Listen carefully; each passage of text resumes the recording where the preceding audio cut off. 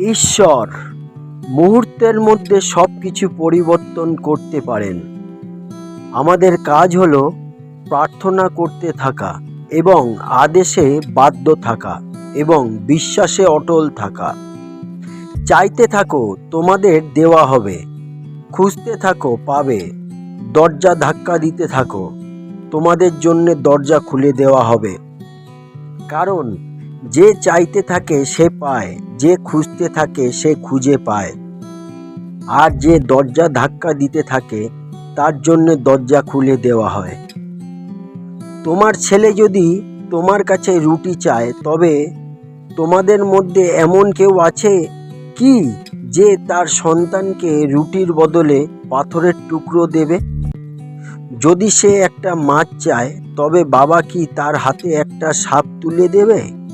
নিশ্চয়ই না।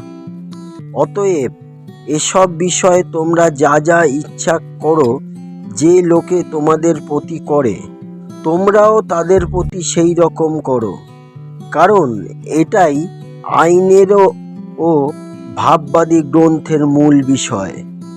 ঈশ্বর, আমরা আপনার প্রতিশ্রুতির জন্য কৃতজ্ঞ। ধন্যবাদ প্রভু। শুধুমাত্র আপনার প্রতিশ্রুতি সত্য এবং আপনি বিশ্বস্ত। আমাদের জীবনে যথেষ্ট গল্প আছে আপনার প্রশংসা ভাগ করার। হালেলুয়া, জয় যিশু। বাবা, আমাদের সব ইচ্ছা স্বাদ পূরণের জন্য আপনাকে অশেষ ধন্যবাদ প্রভু।